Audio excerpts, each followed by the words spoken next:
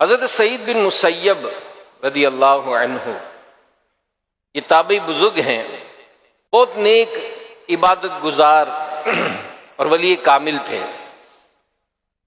حضرت علی بن زید رحمۃ اللہ علیہ فرماتے ہیں کہ ایک دن میں حضرت سعید بن مسیب رحمۃ اللہ علیہ کی خدمت میں حاضر تھا۔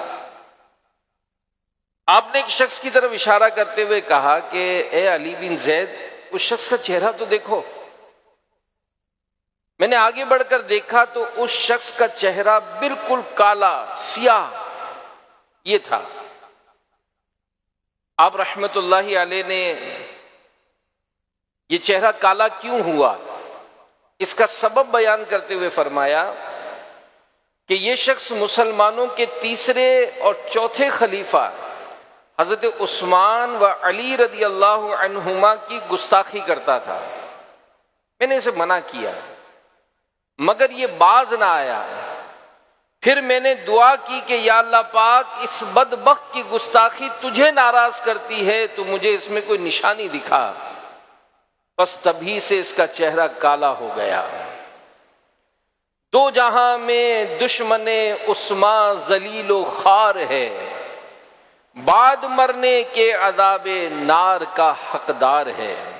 غور فرمائیے کہ مسلمانوں کے تیسرے خلیفہ حضرت عثمان غنی رضی اللہ عنہ یہ اللہ تبارک و تعالیٰ کی بارگاہ میں کتنا عظیم مقام و مرتبہ رکھتے ہیں کہ آپ کی گستاخی رب قادر و قیوم کو بالکل ناپسند۔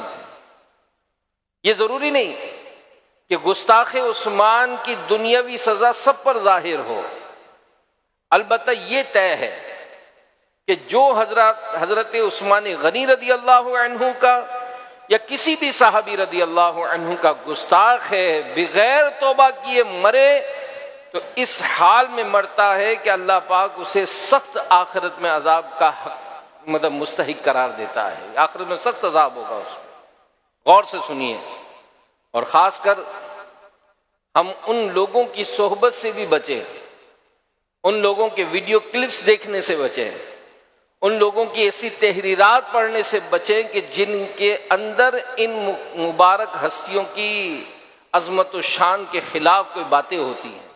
آج سوشل میڈیا ہے، جس کی جو مرضی آتی ہے وہ کہتا ہے، جو مرضی آتی ہے آگے بڑھا دیتا ہے۔